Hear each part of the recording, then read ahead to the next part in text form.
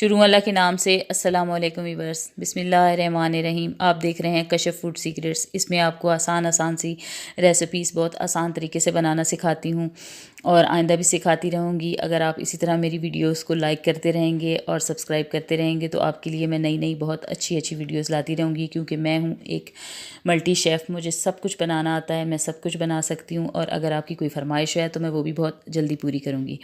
इसके अलावा आज मैं जो आपको सिखा रही हूँ वो है सीख कबाब। आपके सीख कबाब क्यों टूट जाते हैं, क्यों वो सीख पर अच्छे तरीके से चिपकते नहीं हैं और तवे पे अपने घर में उसे किस तरह बनाया जा सकता है, मैं पूरी टिप्स के साथ आपको बनाना सिखाऊंगी। इसके लिए आपको मेरी वीडियो को पूरा देखना होगा, कोई भी पार्ट स्किप मत कीजिएगा, मेरी बातों को नोट कीजिएगा।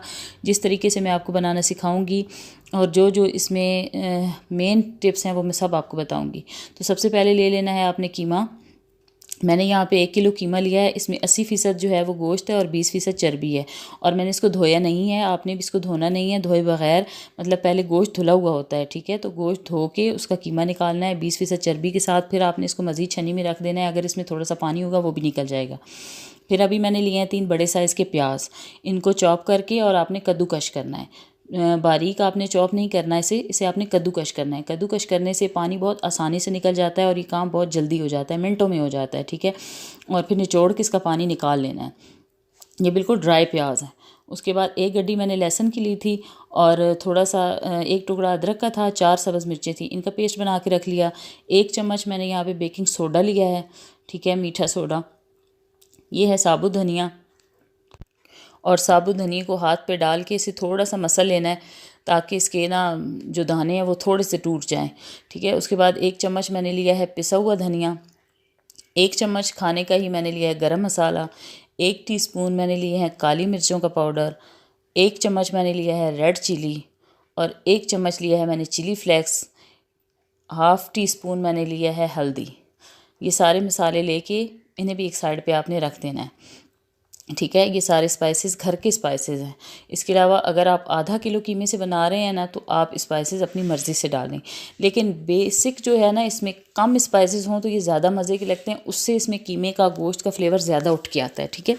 तो असल एक टिप मैंने आपको यहाँ पर ये दे दी। अभी मैंने कीमा लिया है जो कि चर्बी वाला है और 2 बार मशीन में से गुजरा हुआ है। उसमें मैंने 1 बड़ा चम्मच नमक ऐड कर दिया है। अब नमक के साथ इसकी अच्छे तरीके से मिक्सिंग करनी है। नमक डालने से क्या फ़ायदा होता है कि कीमे में चिप बहुत अच्छी पैदा होती है, ठीक है।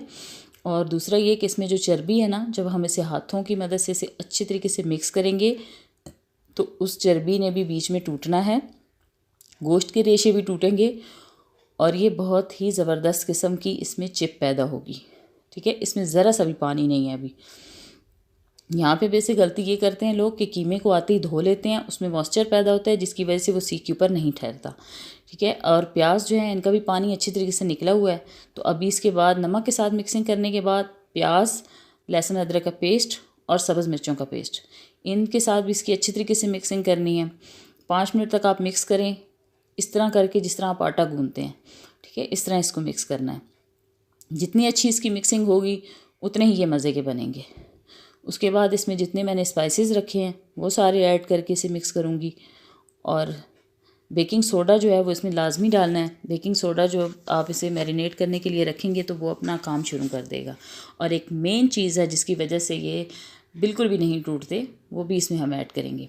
ये है काली मिर्चों का पाउडर, ये रेड चिली है 1 खाने का चम्मच, ये चिली फ्लेक्स हैं 1 चम्मच। यहाँ पे एक मैं आपको और बता दूँ कि अगर आप इसमें मज़ीद फ्लेवर ऐड करना चाहते हैं तो अगर आपके पास कबाब मसाला कोई सा भी घर में पड़ा है तो आप डाल दें, अगर नहीं है तो इन्हीं मसालों से ये मज़े के बन जाएंगे, ठीक है। इसमें ज़्यादा जो जायका पैदा होना है वो एक तो बेकिंग सोडे से होगा, ये लाजमी डालना है 1 चम्मच बेकिंग सोडा। और 2 चम्मच इसकी मेन टिप जो है वो है कॉर्नफ्लोर। आपने इसमें ना तो बेसन डालना है ना ही मैदा डालना है, इसमें डालेगा ही कॉर्नफ्लोर, ठीक है। क्योंकि कॉर्नफ्लोर इसके अंदर बहुत ही अच्छी लचक पैदा करेगा, चिप पैदा करेगा और पकड़ पैदा करेगा। और जो भी इसके अंदर है ना थोड़ी बहुत ही नमी भी है तो वो भी कॉर्नफ्लोर की वजह से ख़त्म हो जानी है।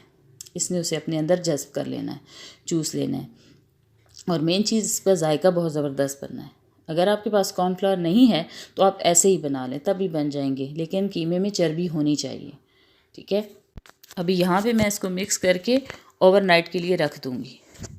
और एंड में मैं इसमें अब डाल रही हूँ lemon juice. Lemon juice 1 teaspoon है मेरे पास, ठीक है। एक ही टीस्पून इसमें ऐड करना है, ज़्यादा नहीं डालना। और इसके अलावा इसमें कुछ भी नहीं जाएगा, अब इसे मिक्स करके रख देना है। इसमें मेन जो जायका पैदा होगा वो चर्बी ही की वजह से पैदा होना है, ठीक है। और ये थोड़े से ऑयल में इतने मज़े के फ्राई हो जाने हैं।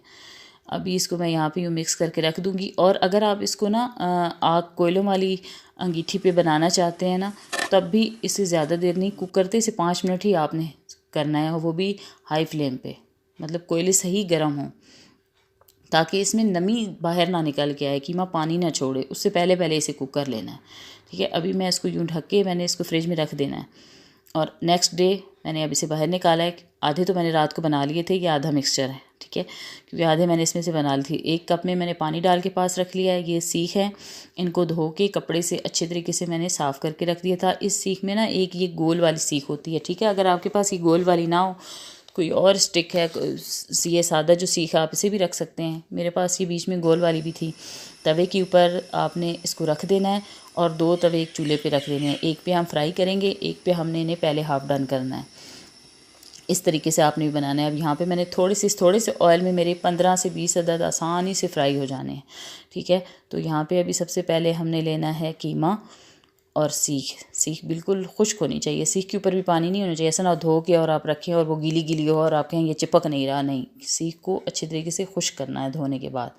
धोने का बार बार इसलिए कह रही हूँ क्योंकि ऐसी पड़ी रहती हैं ना, तो इनके ऊपर जंग भी लग जाता है और इसके अलावा चूंटियाँ भी घूमती रहती हैं, तो सफाई का ख्याल रखना चाहिए, ठीक है। अभी मैं अपने हाथों के मदद से इसको पहले इसके ऊपर दबा लूँगी। आप देखें ये दबाते ही बिल्कुल भी नहीं हिला, ना टूटा है ना नीचे गिरा है, आसानी से चिपक गए। और यूँ अच्छे तरीके से चिपका के उसके बाद अपने हाथों को पानी ज़रूर लगाना है। पानी लगा के और हमने इसकी शेप तैयार करनी है। शेप इस तरह बनेगी, एक साइड से अंगूठा और दूसरी आपने शहादत वाली उंगली जो है उसको आपने दबा लेना है यूँ, ठीक है। इस तरह एक उंगली और एक अंगूठे की मदद से इसकी ये शेप बन जानी ऊपर। कितनी ज़बरदस्त बनी है। अब इसको फ़ौरन जो हमने तवा रखा है ना, जिसके ऊपर सीख रखी है, उसकी फ्लेम हाई है। चूल्हा फ्लेम फुल हाई रखनी है आपने। हाई फ्लेम के ऊपर इसको हीट मिलनी है और हमने इसे ओवर कुक नहीं करना, सिर्फ हमने इसका कलर चेंज होने तक इसे पकाना है। और ये डायरेक्ट तवे के साथ टच भी नहीं होना चाहिए, टच होने से ये तवे के साथ चिपक जाएगा। ये देखें मैं किस तरह इसे रख रही हूँ और साथ साथ इसे उलट पलट भी करना है। एक साइड इसकी नीचे वाली जब डन हो जाए तो इसे पलट के दूसरी साइड पे कर दें।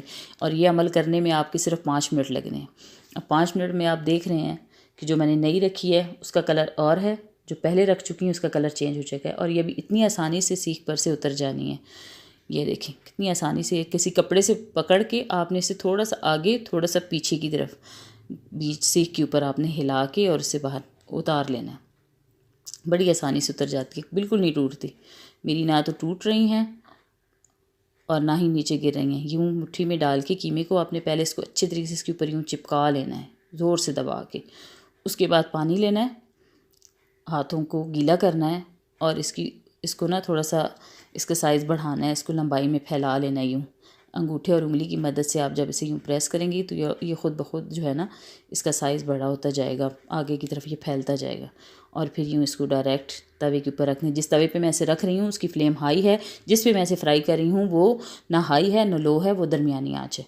इसको ओवर कुक नहीं करना। ओवर कुक का मतलब ये है कि इसमें से पानी नहीं निकलना चाहिए, ये नमी के साथ ही पकेगा, तभी ये जूसी बनेंगे। देखिए मैं आपको 2 से 3 बार मैंने आपको सीख पे लगाना सिखाया है और आप देख रहे हैं आपके सामने बिल्कुल भी ये नहीं गिर रहे सीख पर से। अच्छा यहाँ पे एक बात मैं आपको बता दूं, अगर आपके पास 4 सीखें मौजूद हैं ना तो आप 4 सीखों के ऊपर लगा के इसे पहला बैच जब ये तैयार हो जाए तो आप इसे उतार के नीचे रख दें और फिर उस सीखों को आपने ठंडा होने देना है। वो गर्म हो जाती है ना, ठंडा करके फिर आपने उसे ऊपर से ड्राई करके और फिर नया कबाब का मिसाला इसके ऊपर तब आपने चिपकाना है नया कीमा, ठीक है। यूँ नहीं गरम गरम सीख हो और आप उसके ऊपर फिर अगले कबाब वाले मिसाले को आप चिपकाएँ तो वो नहीं चिपकेगा, ठीक है। तो अब ये देखेंगे जो जो तैयार होती जा रही है ना, मैं इसको उलट पलट भी कर रही हूँ और दूसरी साइड पे साथ साथ मैं इसे दरमियानी आंच पे फ्राई भी करती जा रही हूँ।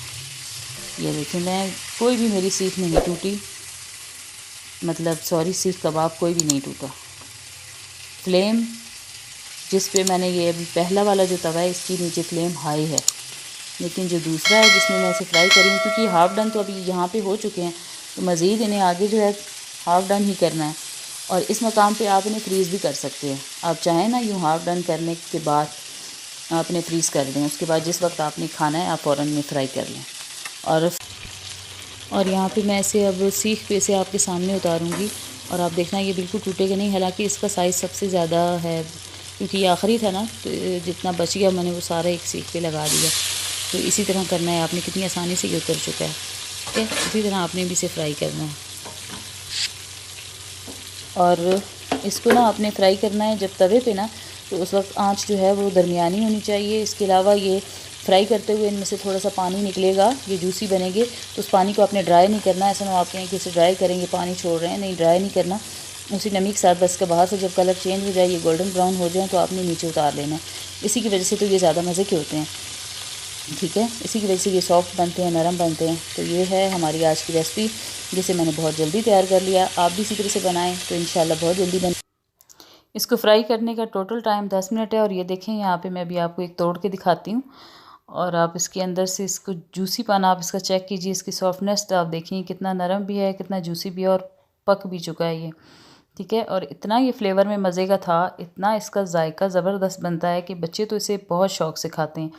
और कोई भी काम करना मुश्किल नहीं होता, बस आप उसे ठान लें कि आपने करना है तो आप करके रहें। ठीक है, तो वो होके ही रहता है।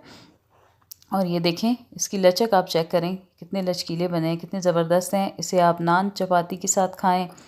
इसके अलावा मेहमानों के लिए अगर आपने दावत करनी है तो आप एक दिन पहले इसे हाफ़ डन करके रख लें, अगले दिन आपको आसानी होगी, क्योंकि दावत में सारे काम इकट्ठे नहीं हो सकते ना। उसके लिए भी बहुत ज़बरदस्त रेसिपी है ये। और चटनी सलाद के साथ बहुत मज़े की लगती है। इसके अलावा नान के साथ तो ये बहुत ही मज़ेदार रेस्टोरेंट वाला फ्लेवर आता है। ठीक है, तो उम्मीद है आपको मेरी बनाई हुई ये रेसिपी पसंद आई होगी। अगर कोई बात आपको इसमें समझ ना आए तो आप कमेंट्स में मुझसे पूछ सकते हैं, मैं इंशाल्लाह उसका जवाब आपको ज़रूर दूंगी। कोई आपकी फ़रमाइश हो तो मैं वो भी पूरी करने की पूरी कोशिश करूँगी। जिन लोगों ने सब्सक्राइब कर दिया है उनका तहे दिल से शुक्रिया। जिन्होंने नहीं किया काइंडली सब्सक्राइब कर दें, जाते जाते वीडियो को लाइक कर दें। इजाज़त दीजिए, अल्लाह हाफ़िज़।